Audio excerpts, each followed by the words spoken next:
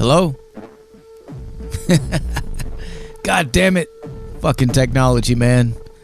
Let's try that again.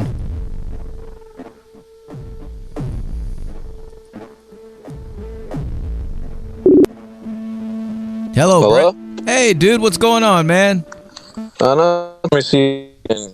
Are you there? Yeah. You were cutting in and out a little bit. Okay, cool. Can you hear me all right? Sorry. All right, that should be working. Is that good? Yeah, we got you now, man. All right, cool.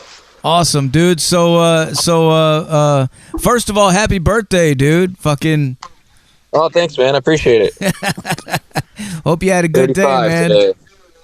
Yeah, man, it was pretty solid. Got some good shit done. Went to Santa Cruz for the day. Enjoyed it. It's pretty friggin' windy out in the Bay Area today, so just trying to avoid that.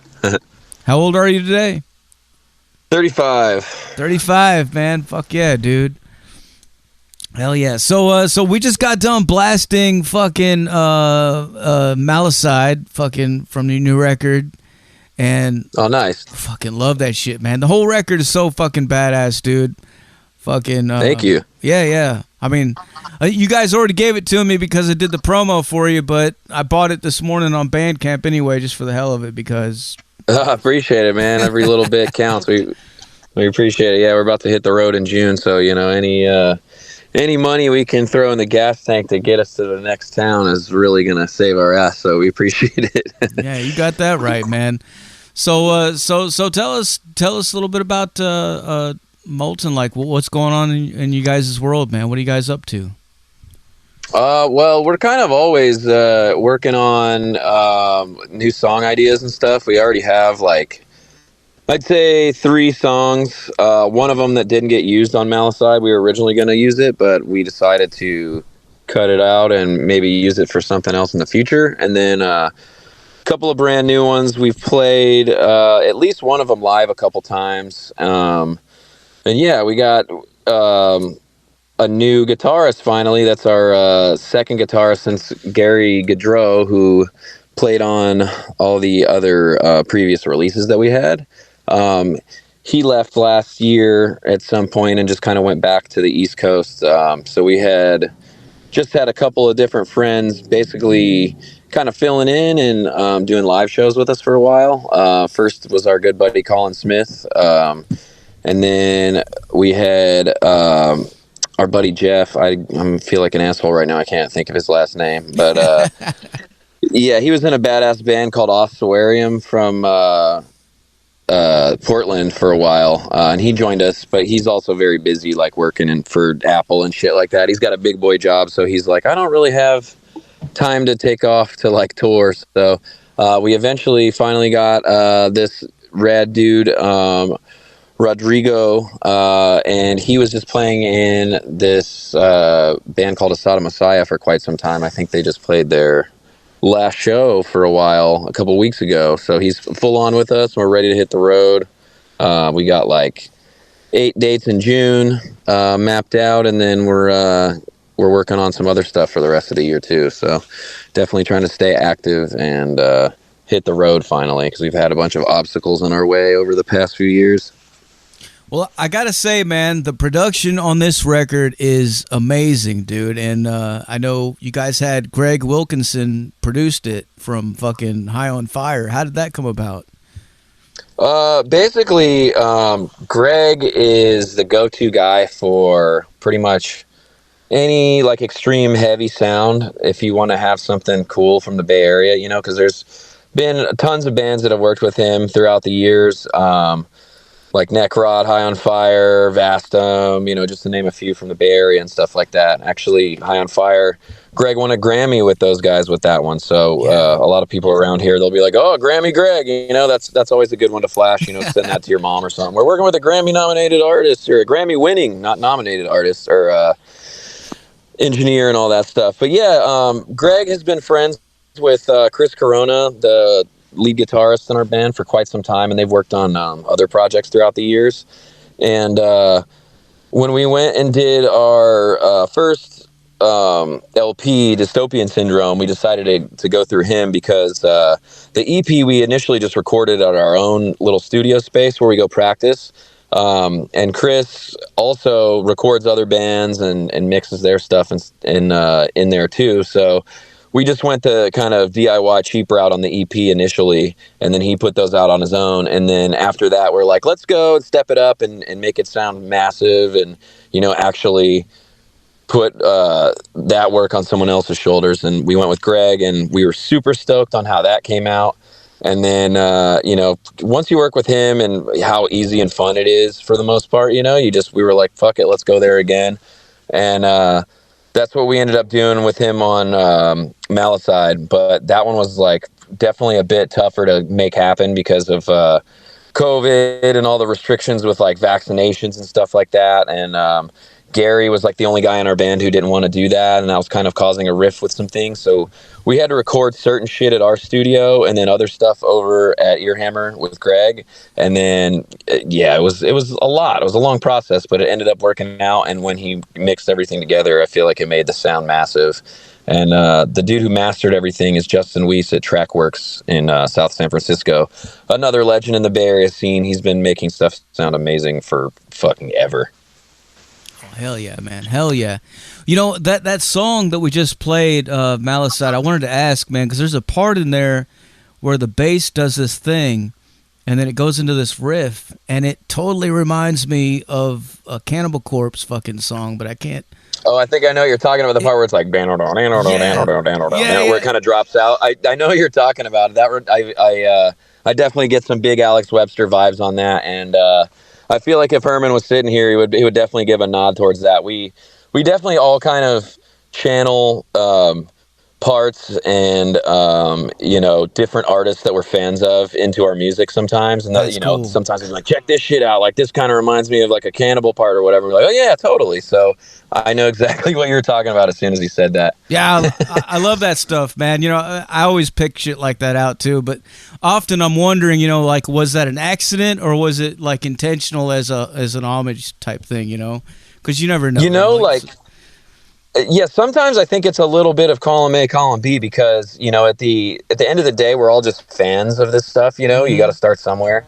And I think that it just kind of worms its way into your brain almost like a shitty song will, like something that you don't want in there. But then, like, you'll also get the good earworms, too, where it's like, oh, shit, I'll end up, like, using this later, and it'll be like, you'll be humming it and you're like, oh, this oddly sounds like fucking Slayer, or like that's a Merciful Fate riff or whatever, Yeah. Oh, yeah. You can't help it, man. I mean, I play too, and yeah, it happens to me all the time. Like, I'll be playing something and I'll be like, that's so badass. And then I'll start thinking about it like, wait a second, that's totally the fucking melody. You're like, has this been done already? Yeah, it's kind of hard not to. I mean, jeez. At this point, seriously, nobody's really reinventing the wheel, but it's like, hey, we all got to pay homage and put our own flavor on it. But I will say, though, like, I mean, listening to this record, too, like, one of the cool things about it is that not one song really sounds the same. Like, you guys constantly change. Like, there's so many dynamics to this record. You cannot listen to just one song and be like, I got this, like, for somebody out there doing a review or something, they can't just listen to one song and think they got it figured out, because you have to listen to the whole thing, because there's so many different little things that you guys do, and it's really cool. I love that. Yeah, I want to say that it's definitely got a lot of intricacies. It's like one of my friends, this dude who just comes to one of the bars I work at, I guess he got a copy of the record at this rad record store in Oakland. I don't know why it's escaping my name right now. It'll probably come to my is it Here Again? No, anyways, he was telling me, he's like, oh man, when I look at this, it reminds me of like, this is what it's going to sound like, like the cover matches the soundscapes in a way. And ironically, it did kind of link up like that, the way that Noah kind of put all that detail into it, and it just kind of matches when you see it and you get to open it up and you get the full package and everything. I really think that it's like, it ties it all in. It's pretty wild. And yeah, beyond that with the intricacies, I guess, like, just, I mean, yeah, that goes back to everybody having so many different kind of influences, we're all like it's not just metal. We all love all things heavy, but then these guys will bring in like classical stuff and proggy elements, and like we've been talking about even doing some like synthy shit in here, possibly with the newer stuff, at least for like maybe some interludes and stuff like that, just because there's so much inspiration driven from like horror movies and John Carpenter and Goblin and stuff like that too. So one of the sorry about that. The last thing that I was going to say about the, how it's kind of like a reviewer would be like, oh, it might be hard for them to try to put this into something. One of my buddies, Luke, from this killer band Laceration out of the North Bay out here, you're going to be hearing a lot more from those guys lately. But he was telling me, he's like, man, you guys are almost like in your own lane. There's nobody that really sounds like you. And I was like, damn, that's pretty fucking awesome. I haven't heard anybody say something like that, but in a way, I feel like he's got a point, because it's death thrash, but there's also like so much other shit going on. It's kind of hard to really pinpoint what we're doing. Speaking of those little like synth and interludes and stuff like that you were talking about, that reminds me of that's one of the things I love so much about Obituary's Cause of Death record. Every song on there, they had those little fucking intro and outro things, and it was cool. Like it set the mood. It really made you, I don't know, like when I first listened to that when I was a little kid, I was just like, what the fuck is this, man? It's like you're listening to a horror movie or something, right? It's got all those layers and shit. It's building to get to the next track. That's definitely one of my favorites too. That's some hometown heroes of mine. I also grew up in Brandon, Florida. Hell yeah. So well, speaking of influences, tell us about some of the stuff that you grew up listening to. Like what were some of the bands that really got you into doing what you do now? Personally, I remember just kind of like my parents were always into like all kinds of different music, and my mom went to Woodstock in the 60s and stuff. So I already kind of had a built-in understanding of like, good music, because that shit was always around. So my dad would be playing like Zeppelin, and then like sometimes like the Gap Band. And then, my mom got all into like Al Stewart and just all types of random shit. I know we had like Deep Purple around and stuff too. So I was definitely always hearing like heavy in like different aspects, like whether it be like with the Gap Band, you got the heavy, like the funk side of it, the rhythm and shit like that. And then you got obviously like Zeppelin with the, basically proto metal stuff. But I think like one of the first times when I was just like really like got hooked is somebody got me like the best of Ozzy Osbourne CD for like my fucking like 12th or 13th birthday or something. And it had like stuff going all the way back to Sabbath, and I got really juiced on that. And then I just kind of like leaned into listening to more heavy stuff, like just like, classic hard rock and like I guess metal back then, like Sabbath and punk and shit like that. So it was a lot of like Sabbath, and I really liked the Ramones, and I got really into the Dead Boys for a while too. So yeah, it was definitely punk and shit like that before I leaned heavier into that side of it. And like growing up in Tampa area too, when I was like a teenager and stuff, death metal and all the really heavy shit had kind of already like passed, they had that weird like where it like almost went to sleep for a while, and like the metalcore thing took over, and like all that shit was going on. So by the time I moved out, I was like 21, and I came out here to the West Coast, and then like it was kind of making a resurgence again. So it was weird, like growing up out there, I never really got to experience it, but now that it's super popular again, so you can fucking go anywhere and see all the OGs doing it once again. That's cool as hell, man. That reminds me of when I was a kid in the 80s. I remember I was in my room and I was blasting fucking Wasp. One of those records where they did a Uriah Heep cover, Easy Living, and I was blasting it loud. My mom heard it. She was like, hey, that's one of my bands I used to listen to, and she started telling me about it, so I went out and had to get that record and check that out. Oh, hell yeah. I was like, whoa, yeah, this is definitely cool. That's the best. We love both of those bands, Uriah Heep and Wasp in the camp. We love blasting those guys. Definitely Uriah Heep had a big influence on King Diamond and Merciful Fate, and that's some of our favorites for sure, all around. Hell yeah, man. Hell yeah. Ozzy too, man. Like the first Ozzy record I got was Speak of the Devil, just because I saw the cover of the cassette tape at the record store, and I was just like, what the fuck, man? This is crazy. Like, he looks like a maniac. Yeah. So I had to get it. I was already seen the news fucking things at the time. The PMRC and everything was going ape shit over him, and I grabbed that, but it was all Sabbath songs on there, and Oh yeah, none of his originals yet, huh? yeah, that led me down the road of checking out Black Sabbath too, you know, and man, that was where it's at. Hell yeah, dude! Can't beat the classics. So tell us, man, what's coming up next for you guys? You guys got shows lined up or anything? Yeah, the next stuff we got going is we got this tour in June. We're getting geared up for that. We're doing like initially like a 5-day run, and then we got a few more shows peppered in after that. We're doing June 12th at the Cafe Colonial in Sacramento. The 13th, we're doing Sam Bond's Garage in Eugene, Oregon. The next night, we're doing Seattle at the Central Saloon, which is the 14th, I believe. And then the 15th, we're at High Water Mark in Portland. And then 16th, we're over at the Shanty in Eureka. And then we got like a week break. We're playing a hometown show in San Francisco with this killer band Eternal from Arizona. They're pretty sick. They just dropped a new record. Watch out for those guys. And then this other local band, Bruja, that's going to be pretty fucking fun.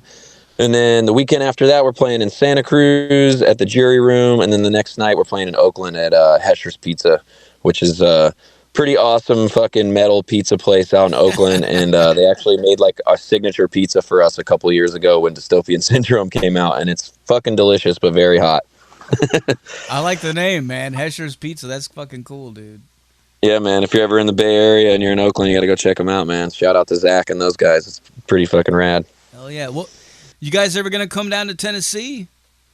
I mean, I sure hope so, man. Like, I'm from the South, so it's definitely in the plans to tour the whole country at some point. But I definitely am hoping that next year we can get an East Coast run going. I think after we make some connections and talk with some bookers and stuff and some legit people after this year, we could probably hopefully get a good chain of some stuff on that side of the map. Fuck yeah, man. Well, let us know, dude. We'll come out to see you, man. Most definitely. Hell yeah. All right, well, I guess I'm about out of questions for you. Is there anything else you want to let the people know? Shit, man. If you like fucking what you hear and you're digging the Molten stuff, check us out. Molten666.bandcamp.com. Molten Thrashing Death on Instagram. We got a Facebook. I think it's probably just Facebook/Molten666 or something as well. If not, you can find us pretty much all the good socials and shit like that. Or check us out if we're hitting one of your towns. We're going to have merch and we'll put on a killer show and fucking make sure you guys keep on coming out and support underground metal. There's so much good shit out there these days. There is definitely no lack of good music. So if you're looking for something, just, click a band and then just start webbing out of whatever they sound like and yada yada, because there's a million fucking talented people out there right now that don't need to be slept on. Amen, brother. Amen. All right, well, hell yeah. Cheers, man. Before I let you go, can I get you to make us a station tag real quick? Hell yeah, dude. All right, whenever you're ready, say something like, "This is Molten, and you're listening to Metal Devastation Radio." All right. What's up, y'all? This is Bristol from Molten, and you're listening to Metal Devastation Radio. Ow! Hell yeah, dude. Hell yeah. Well, thanks a lot for taking the time to talk to us, man. Happy birthday once again. And what we're going to do now is we're going to blast some more Molten for these motherfuckers so they go crazy, all right? Hell yeah, man. Hope you guys dig it. And everybody have a good, safe weekend. Fucking party if you're partying. If you feel like chilling, chill hard. Hell yeah, dude. We'll talk to you later, man. All right. Take care, Zach. Appreciate it. Cheers. Later. There you have it, folks. Molten live on the Zach Moonshine Show with Metal Devastation motherfucking radio. Like I said earlier, man, put your speakers in your windows. Put them in your front lawns. Put them in your neighbor's driveway. Do whatever the fuck you got to do, man. If you don't see U-Haul trucks everywhere tomorrow, you got some seriously cool fucking neighbors, or you're just fucking not cranking it up loud enough, man. Come on now. All you got to do is reach out and grab that volume knob and rip that motherfucker to the right all the way. Here we go.